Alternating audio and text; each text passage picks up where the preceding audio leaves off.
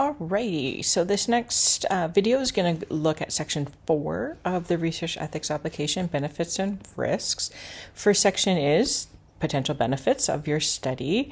So this is where we would like you to identify known benefits or anticipated benefits for the participants as a result of their participation in the study, and possibly also the participants' community or the broader community there. So we would definitely like you to consider direct and indirect benefits to the participants, and something a little bit more than, they can feel good about, contributing to the advancement of knowledge in this area or that area. We would like to think that, people out of, goodwill would like to participate and share their experiences in various studies. But the more involved and the more that you are asking your participants to do, so sit down for an interview, participate in a focus group, the more that you really should be thinking about, really what benefits might that experience have for the participants and, personally and directly there. Similarly, particularly if you're doing research that is affecting a particular population or group within society, there really should be some direct or applied benefits for that community as a whole, which then indirectly benefits individual participants as they have a stake in and a role in contributing to maybe some positive change or that sort of thing there. So really, start to think about, those particular benefits as it relates to your study and who your participants are. Participants, time, as we know, the time that we have to do things like this, like volunteer time to a particular study, it's becoming harder and harder for people to find that time. So, any way in which you can enhance those direct and indirect benefits would be definitely an asset in your research design plans there. I'll note two things here. One is that the direct benefits to participating in the study does not include the incentives. So you've dealt with incentives earlier in the application form. That is not a benefit. That's an incentive. That's an acknowledgement. It's not what we're looking for here in terms of benefits. And the other thing to potentially look at here is that as it's becoming increasingly identified and discussed in the literature around research ethics, and particularly research involving populations and communities that have historically been excluded from research, there is discussion around an increasing research fatigue amongst those populations and those groups, in that they are, have historically been excluded from research, but now, there's a renewed, interest and effort to include them in research and to study things that are directly, connected to their communities and their population, which has resulted in increasing presses and inclusion and not demands, but offers to be involved in research, which is creating more and more sort of press on their time. And this would be fine if there are actual results and benefits and changes sort of coming out of this research, but often there is not. And so this is just one thing to sort of keep in mind, is that particularly if you're dealing with a vulnerable or marginalized community, that the insistence that there be some direct benefit to participants or to the community needs to be not only promised but actually delivered. If not, it's starting to get into the realm of risks, in that there is increasing risk to the community as a result of there not being any benefits for their participation there. So just something to consider, and the Research Ethics Board and the Research Common will have some resources, and you can engage in a conversation with them around, this comes up in terms of EDI research and research ethics. So EDI, equality, diversity, inclusion, which researchers are increasingly being encouraged to consider at all stages of the research design, execution, and ethics component here as well. Okay, so with that, let's go on to risk section here. And so we need you to also consider the potential risks of your study, and the risks are always balanced against the benefits. So there's always going to be some mild risk, and so we need you to identify that. So long as the risks are either mild or balanced out by their benefits, things are pretty good, but you need to think through these sorts of things as well, as the ethics board reviewers will be doing so. So we need you to identify not only individual risks, but also potentially group vulnerabilities. And that is, again, in terms of risks to potential communities in which your participants are being drawn from if they're being selectively included because of their membership within particular groups there. So the list here are physical risks, which is, and we've given you some different examples of each of these: physical risks, psychological, emotional risks, distress, that sort of thing, social risk. So, and this is in terms of, and oftentimes when this overlaps with the privacy and confidentiality aspect of research, is that thinking about not only just the participation in the project and, giving answers, answering a survey, doing an interview, but what if the identity of participants or particular participants is made known, when in the dissemination phase, is there any social risks there? As could be, a person, by giving information, their opinion, their perspective, there could be a potential loss of status or privacy if that data gets out. Legal risks, similarly, are some examples are listed there, and economic risks for either participating in the study or, again, also in the aftermath of dissemination and discussion about the research in the broader community. If you've answered yes to any of these, we need you to, in a little bit more detail, explain the specific risk and the measures that you're going to be taking to minimize those risks, and deal with any potential harms that could be experienced by your participants in the research.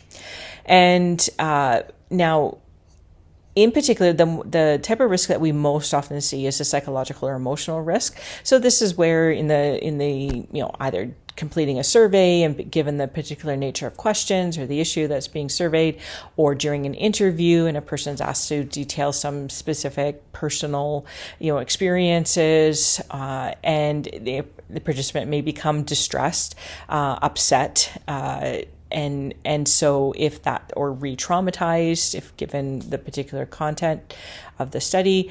So in those particular cases, it's not that you can't ask those particular questions and research that, but there needs to be some measures in place to deal with that if it does emerge.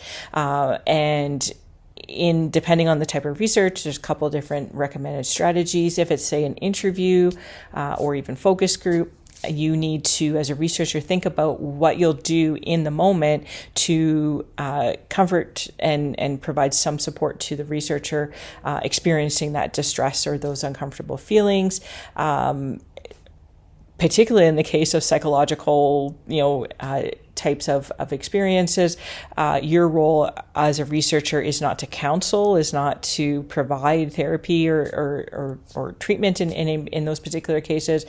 More appropriately, it would be to have a list of resources and a plan to get that information to the participant so that they can follow up with a trained professional in those particular cases.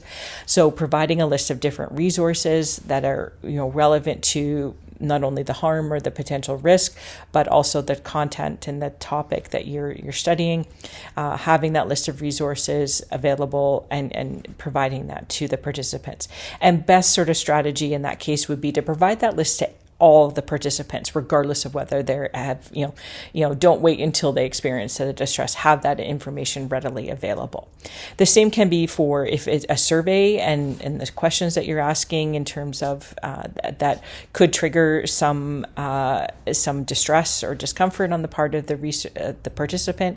Having a list of different resources embedded into your survey at the end of the survey, that sort of thing, would be very appropriate in that case, and making sure that they're local and accessible resources, and maybe some different resources, or accessing those resources through different means. So either physical walk-in or phone or internet resources. The more and the variety, the better in those particular cases there. And same thing with all the other risks too. Again, we don't see them as often, but think through sort of the support and the steps that you're going to take to mitigate and minimize those particular risks. When it comes to social risk, legal risk, economic risk, in particular, because those are often risks that come if the identity of the participants, particularly the ability to link particular participants with their data and their information, the mitigation strategies there are often around how are you going to assure confidentiality of their information and their identity? How are you going to provide them with absolute, confidentiality in those cases, in that you're going to protect their identity, and no one, who's not a part of the study will know, that they participated, or that specific data information words are their particular words. So that's where both the data storage questions that we asked earlier in the application come into play, and then in the next section, in a couple sections, the anonymity and confidentiality questions. That's why we ask those sorts of things. So those are, definitely we need you to identify those particular risks in that particular in as it relates to your particular study. All right, we've got this more than minimal risk question. This is a question we've had, and we've actually combined two different sections of our older application form and put them together, and they were at different parts and places in the study, and we've just merged them here. So the first is just a set of questions that are getting at whether or not this research is more than minimal risk. And so we've given you the brief questions here. And most are straightforward. The two I'll just identify or discuss here, the greater than minimal risk procedures. So looking at the definition of more than minimal risk,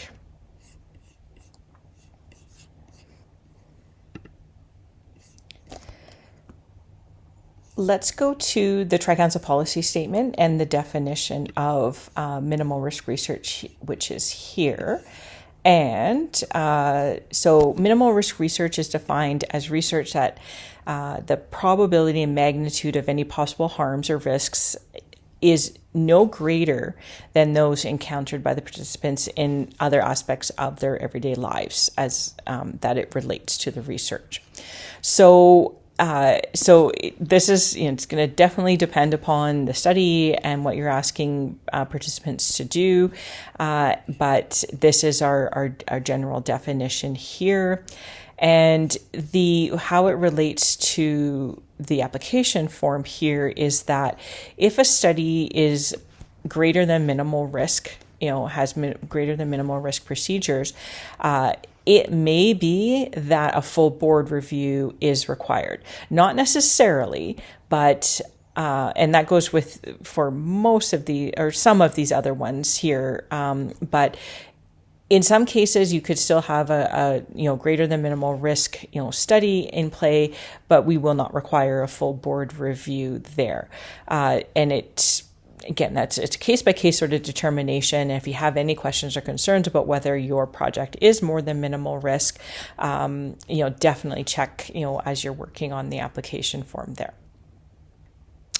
And I just realized we've got double question here. So of course, after the form has been published and put on the web, I noticed a typo here. So clearly, you can just answer one or both of these questions. Preferably, if you've answered no to the clinical procedures, answer no to the second one. Otherwise, we might have questions for you. Let's see. The other one I wanted to identify is, and I guess, actually I'll look at this one too, deception as well. Deception, sometimes research definitely involves mild deception or a little bit more than mild deception there.